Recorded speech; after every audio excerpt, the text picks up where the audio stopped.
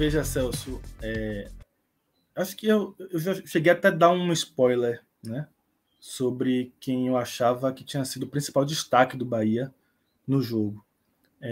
Ignacio, para mim, foi o melhor jogador do Bahia, tá? E isso dá um indício de como a defesa do Bahia conseguiu se sobrepor ao ataque do Grêmio, tá? Foi uma partida muito ruim de Diego Souza. Diego Souza foi basicamente anulado por Ignacio durante o jogo. Ignacio se antecipou sempre nas bolas aéreas, foi muito seguro, tranquilamente, assim, na minha opinião, ele foi o melhor jogador do Bahia em campo, tá? Alguns outros jogadores foram bem, e eu vou citar já, mas não tão regulares quanto o Ignacio. O Ignacio teve durante toda a partida uma partida muito segura, muito tranquila e sempre vencendo os embates individuais contra o ataque do Grêmio, especialmente Diego Souza. Em segundo lugar, e aí mais uma vez tem sido regular que esse atleta se destaque, tá? Eu vou colocar Mugni. O Bahia meio que encontrou, mais ou menos, o seu meio campo, tá? Eu acho difícil que fuja muito de Patrick, Rezende, Mugni e Daniel, tá? Porque esses jogadores eles apresentam regularidade nos seus jogos. Por mais que em um jogo, particularmente, eu diria menos Patrick, tá? Mas Patrick, por exemplo, hoje foi bem. Mas aí eu falo depois. Mugni, ele tem sido regular positivamente. E ele ajusta o meio campo do Bahia. Ele além dele dar, como é que posso dizer, dele se entregar muito em campo, ele acerta o passe, ele clareia o jogo, sabe? E hoje, mais uma vez, ele foi assim. No segundo tempo, eu não gostei muito da escolha de Henderson de tirar Mugni. Não sei se houve uma questão física envolvida nisso. Não sei, no estádio a gente tem uma certa dificuldade de identificar essas coisas. Mas eu não gostei particularmente da escolha de Henderson de tirar Mugni. Eu achei que Mugni ainda tinha a contribuir com o Bahia no jogo, né? Mas Mugni foi o segundo jogador do Bahia a sair. Mas enquanto ele esteve em campo, aí Mugni pediu para sair. A informação de quem provavelmente viu o jogo pela televisão. No estádio a gente não consegue identificar direito isso nas arquibancadas. Mas Mugni, enquanto esteve em campo, ele contribuiu bastante com o Bahia, tanto sem a bola quanto com a bola. Em terceiro lugar, eu vou de Patrick, tá? Especialmente pelo segundo tempo de Patrick. E aí, nesse ponto, eu vou elogiar Henderson, tá? Henderson, ele no intervalo, ele não fez nenhuma mudança, nenhuma substituição, mas ele fez uma mudança tática importante, né? Ele segurou Emerson Santos e deu mais liberdade a Patrick. E aí eu acho que isso foi fundamental para que no segundo tempo, em relação ao primeiro, o Bahia tivesse mais volume de jogo, né? O Bahia tivesse um pouco mais a bola e construísse mais chances, porque tinha um jogador a mais na construção, né? O Bahia se finalizou apenas 5 vezes no primeiro tempo, no segundo finalizou 14, né? Isso demonstra volume, né? E muito desse volume tem a ver com o fato de Patrick ter tido um pouco mais de liberdade para ajudar o Bahia na construção das jogadas, especialmente pela direita, né? Quando ele buscava André e Daniel. E aí, para mim, esses foram os 3 principais jogadores do Bahia em campo. E poderia ter sido Hugo Rodallega, tá? Poderia ter sido. E não foi, porque apesar dele ter se posicionado muito bem para receber as bolas, ele falhou drasticamente nas finalizações. Tá? Não apenas as 2 bolas que ele chutou em cima do goleiro do Grêmio, mas outras chances que ele finalizou para fora, né? por exemplo, no finalzinho do primeiro tempo, e eu repito, o Bahia não fez um bom primeiro tempo, foi um primeiro tempo muito ruim, mas no finalzinho do primeiro tempo, Matheus Bahia acertou um cruzamento belíssimo, encontrou o Rodallega sozinho, ele estava sozinho, tranquilo para cabecear, e cabeceou mal para fora. Foi até fraco, mesmo se fosse no gol, eu acho que ele não conseguiria vencer o goleiro do Grêmio. E isso foi uma chance perdida para mim, tá? E durante o segundo tempo ele teve outras chances, né? Por exemplo, teve uma jogada no início do segundo tempo, nos 10 primeiros minutos, que o Bahia trabalhou muito bem a bola pela direita, jogada rápida, e o passe foi dado para trás, se não me engano, por André, né, que tem substituído Borel, porque Borel estava sendo muito pressionado pela torcida e tal, atuações muito ruins. E aí, quando o Anderson chegou, ele já comprou a briga de André, né? Botou André como titular da lateral direita. André também um garoto da base, também muito jovem, né? Também um atleta que promete ser um bom jogador.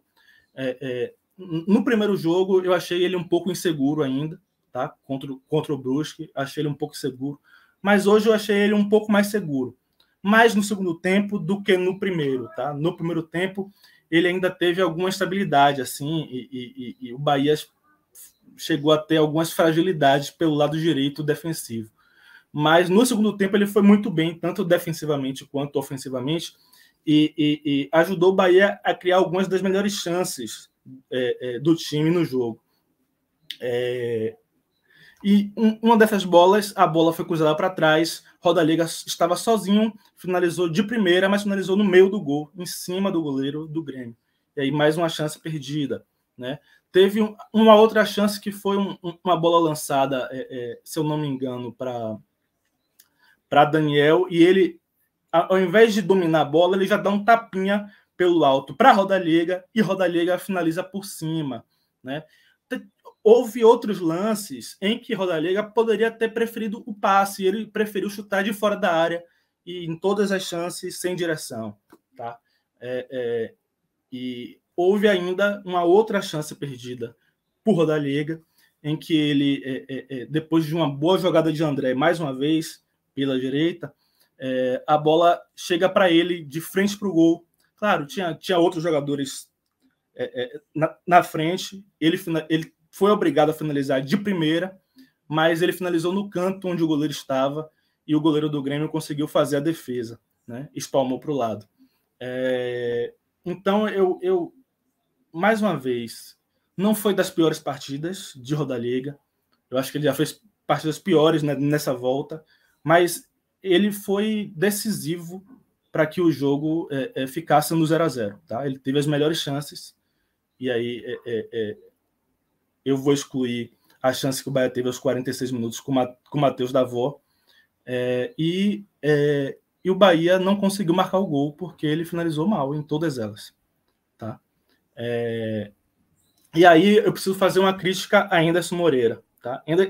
Anderson Moreira encerrou o jogo com 4 substituições apenas, né? E manteve Rodallega em campo, né? E isso, para mim, foi muito ruim. Ele teve a oportunidade, ameaçou colocar Marcelo Rian, né? Marcelo Rian chegou a estar na beira do gramado para entrar e ele desistiu, manteve Rodallega em campo e Rodallega perdendo chances importantes para o Bahia. Em segundo lugar, para mim o segundo pior do Bahia, Raí. Tá? Raí, por mais que ele tenha uma capacidade assim de recomposição muito boa, né? E ele ajudou nisso no primeiro tempo, ajudou bastante André, que no início do jogo se mostrou um pouco inseguro, depois se recuperou. Com a bola, Raí foi insuficiente, tá? Raí foi insuficiente, ele se omitiu muitas vezes, e quando ele esteve com a bola, ele errou a maior parte dos lances. E tem sido recorrente nossas críticas aos pontas do Bahia aqui, né? Tem sido algo constante. O Bahia enfrenta problemas no ataque, né? Os seus pontos não vivem sua melhor fase. Em alguns jogos, um se destaca mais, às vezes Jacaré marca um gol decisivo, Davó fez algumas partidas boas, mas regularmente o Bahia tem enfrentado problemas com seus pontas. E hoje, Raí não foi ponta, tá? Porque o Bahia tem jogado num 4-4-2, então ele tem sido segundo atacante, né? Assim como o Rildo já tinha sido contra o Brusque. Mas ele foi mal. E responsável, talvez, pelo primeiro tempo, assim, corresponsável, mas com uma participação grande, pelo primeiro tempo bem ruim do Bahia, tá? Bem ruim mesmo. Em terceiro lugar, eu poderia... Rapaz, difícil. Terceiro lugar... Eu pensei em alguns jogadores, mas eles não fizeram partidas ruins o jogo todo, tá? Eu cheguei a pensar em Matheus Bahia, mas ele não fez uma partida ruim o jogo todo. Mas talvez é o que tenha sido mais regularmente ruim, assim. Eu acho que eu vou de Matheus Bahia no terceiro lugar, ponderando que, por exemplo, nesse lance que Rodallega perdeu o gol no finalzinho do primeiro tempo, ele acertou um belíssimo cruzamento, né? Mas no todo do jogo, eu achei que Rodallega faz a parte dele, né? Talvez ele teria saído com assistência de campo, né? Ele teria saído com assistência, uma belíssima. O outro resultado certamente muda também a nossa análise, nossas análises individuais, né? No terceiro lugar, eu citei Matheus Bahia, poderia ter citado Luiz Otávio, poderia dos negativos, você está falando. Poderia ter citado entre os negativos. Ele, em alguns momentos, ele demonstrou alguma insegurança que Ignacio não demonstrou em nenhuma parte do jogo. Teve um lance que Luiz Otávio, ele estava sozinho, era um cruzamento em linha de fundo, ele estava sozinho, poderia ter deixado a bola sair tranquilamente, não tinha ninguém cercando ele, e ele colocou a bola para escanteio, dando ao Grêmio a oportunidade de levantar a bola na área. Mas não foi uma partida inteira ruim de Luiz Otávio, tá? Poderia ter citado Daniel, que em alguns momentos ele esteve apagado, assim, especialmente durante o primeiro tempo, né? Ele foi muito apagado durante o primeiro tempo. Mas no segundo tempo eu achei ele mais participativo, então eu preferi tirar ele desse trio de destaques negativos. Já Matheus Bahia, eu achei ele menos participativo. Né? Eu achei que durante o jogo ele teve uma partida ruim durante mais tempo do que esses atletas. Boa, camarada. Maestro. É só uma dúvida rápida. Era muito evidente, assim. Estou perguntando a uma pessoa que não viu o jogo, estava com 2 telas, não, estava vendo o jogo Vasco Esporte. E essa passagem de Ederson, assim, em algum momento tinha muito de Guto ainda. Você até abordou isso, mas assim, a impressão era realmente de um novo trabalho. Se o cara mais desavisado ali era de um novo trabalho, ou se o cara mais desavisado, não, pô, Guto aí manda, não é Guto, não, pô, hoje é Ederson. Ou realmente tinha uma postura realmente diferente em relação ao time que estava jogando. Veja, não deu muito tempo. Ou não tem como ser diferente. Eu acho que não deu muito tempo para que Anderson colocasse o seu dedo, mas uma coisa, claramente, é o dedo de Anderson, né? O Guto já tinha até feito isso no jogo contra o Atlético Paranaense na Copa do Brasil, que foi o Bahia jogar no 4-4-2, sem os 2 pontas no lado, né? Mas o Bahia com mais um jogador de meio e apenas um segundo atacante acompanhando o Rodallega. Anderson fez isso nos 2 jogos, nos 2 primeiros jogos dele, né? Tanto contra o Brusque quanto hoje contra o Grêmio, ele fez isso. Mas no jeito de jogar em si, no modelo de jogo, o Bahia muito parecido, tá? Um Bahia muito parecido. Talvez o que eu esteja vendo e aí você sabe que eu perguntei isso. Eu perguntei isso pelo debate que a gente teve, que a troca do Bahia era muito mais de ambiente, de qualquer coisa, do que modelo de jogo. Assim, que não ia ter muita diferença. Assim. Poderia ter um esgotamento na relação com o Guto, da torcida com ele. A informação que eu tive foi essa mesmo, de que Guto acabou caindo por uma questão de relação, não a parte da torcida, mas com o elenco mesmo, tá? É um esgotamento natural do futebol, assim, mas... Houve um estremecimento, isso foi a informação que eu tive, de que houve um estremecimento entre Guto e o elenco e que isso teria motivado a demissão. Agora, no estilo de jogo, talvez, no jogo de hoje especificamente, eu tenha visto o Bahia com um pouco mais de posse de bola, tá? Tentado manter um pouco mais da bola, mas não foi algo gritante, algo muito diferente. Talvez tenha sido resultado, inclusive, do Grêmio, da postura do Grêmio durante o segundo tempo, uma postura bem retraída mesmo, né? E de querer segurar o empate mesmo. E aí o Bahia tenha tido a oportunidade de ter um pouco mais a bola. Mas, veja bem, ainda com as mesmas dificuldades, né, de transformar essa posse em uma pressão absoluta. O Bahia teve as melhores chances, né?